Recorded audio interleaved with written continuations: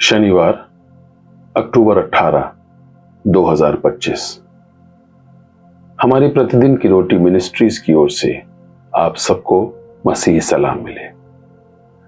आज के संदेश का शीर्षक है, आपके पास जो है उसे मसीह के लिए उपयोग करें। मार्विन विलियम्स द्वारा। आज के पवित्र शास्त्र का भाग लिया गया है प्रेरितों के काम की पुस्तक, उसका 9वां अध्याय, उसके 36 से 43 पद। याफा में तबीता अर्थात दोरकास नाम एक विश्वासनी रहती थी। वो बहुतेरे भले काम और दान किया करती थी। उन्हीं दिनों में वह बीमार होकर मर गई और उन्होंने उसे नहलाकर अटारी पर रख दिया। और इसलिए कि लुद्दा याफा के निकट था, चेलों ने यह सुनकर कि पतरस वहां है, 2 मनुष्य भेजकर उससे विनती की कि हमारे पास आने में देर न कर। तब पतरस उठकर उनके साथ हो लिया और जब पहुंच गया तो वे उसे उस अटारी पर ले गए।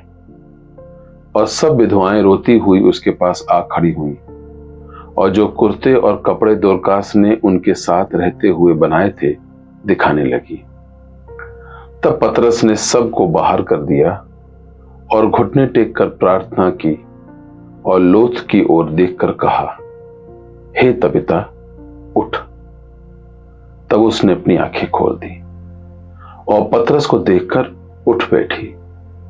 उसने हाथ देकर उसे उठाया और पवित्र लोगों और विधवाओं को बुलाकर उसे जीवित और जागृत दिखा दिया। यह बात सारे याफा में फैल गई और बहुतेरों ने प्रभु पर विश्वास किया। और पतरस याफा में शिमोन नाम किसी चमड़े के धंधा करने वाले के यहां बहुत दिन तक रहा। परमेश्वर अपने पवित्र वचन के पढ़े और सुने जाने पर आशीष दें। आज का मुख्य वचन प्रेरितों के काम की पुस्तक, उसका 9वां अध्याय, उसका 36वां पद।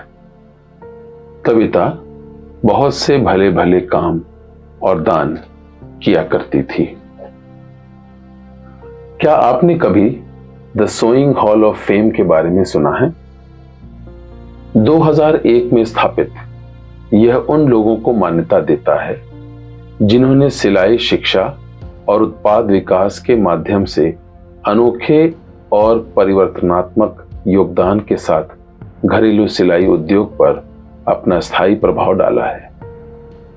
इसमें मार्था पुलेन जैसी महिला है जिन्हें 2005 में हॉल में शामिल किया गया था, जिन्हें नीतिवचन 31 महिला के रूप में वर्णित किया गया है। अपनी शक्ति, प्रेरणा और आशीष के स्रोत को सार्वजनिक रूप से स्वीकार करने में कभी असफल नहीं हुई।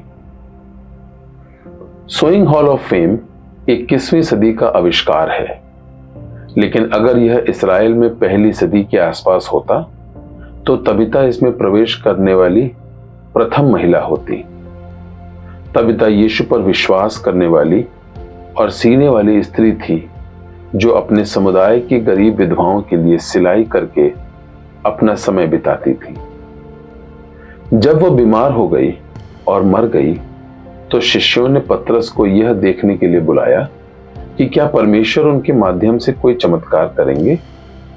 जब वह पहुंचे तो रोती हुई विधवाओं ने उन्हें वस्त्र और अन्य कपड़े दिखाए जो तबीता ने उनके लिए बनाए थे।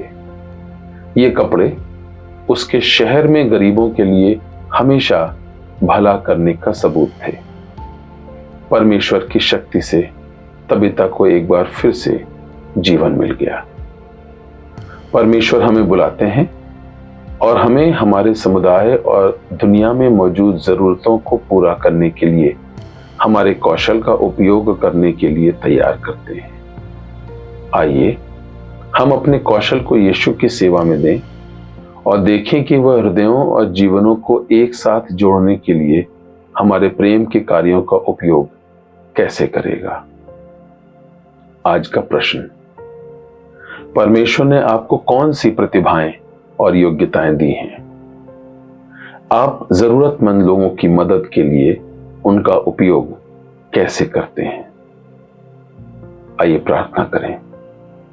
प्रिय यीशु, कृपया मुझे दूसरों की जरूरतों के प्रति प्रेम और करुणा के साथ व्यवहार करने में मदद करें। प्रभु आप सबों को आशीष दें। आमीन।